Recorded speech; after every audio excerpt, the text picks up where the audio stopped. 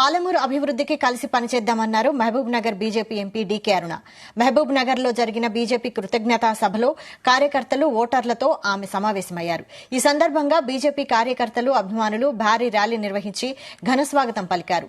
ఎన్నికలు అయిపోయాయని అభివృద్ధిపై దృష్టి పెట్టాలన్నారు.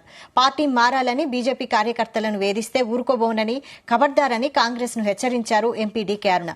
తన గెలుపు పాలమూరు ప్రజల గెలుపని, కాంగ్రెస్ ఎన్ని కుట్రలు చేసినా తన గెలుపు కోసం కృషి చేసిన ప్రతి ఒక్కరికి ధన్యవాదాలు తెలిపారు డీకే అరుణ.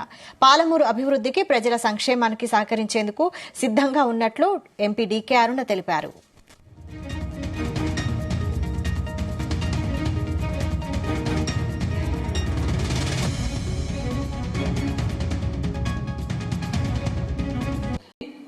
ఈ రాష్ట్రంలో ఎలాంటి అభివృద్ధిలో ముందుకు పోవాలన్నా ఖచ్చితంగా కేంద్ర ప్రభుత్వం సహకారం ఇక్కడ రాష్ట్ర ప్రభుత్వానికి అవసరమే ఉన్నది.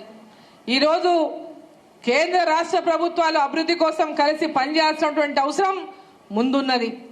ఇక్కడ కేంద్ర ప్రభుత్వానికి సంబంధించి ఈ యొక్క నియోజకవర్గంలో ఉన్నటువంటి అనేక ప్రాజెక్ట్స్ కానీ లేదా సంక్షేమ పథకాలు కానీ వాటన్నిటి కూడా పూర్తి స్థాయిలో నిధులు సాధించుకోవడానికి మమేకమై ఎలక్షన్లు అయిపోయినాయి.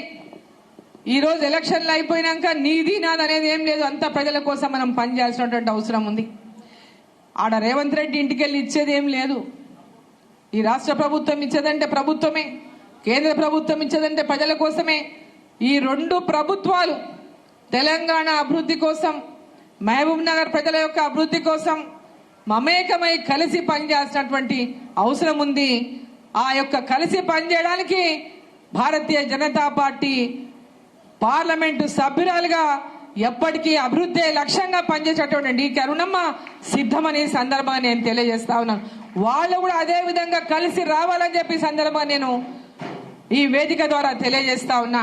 కింది స్థాయిలో కార్యకర్తలను వేధింపులకు గురి చేసిన, కింది స్థాయిలో పార్టీల పరంగా ఎక్కడైనా గ్రామాల్లో చిచ్చు పెట్టడానికి చూసినా ఏ మాత్రం కూడా సహించేది లేదని కూడా ఈ సందర్భంగా నేను హెచ్చరిస్తా ఉన్నా.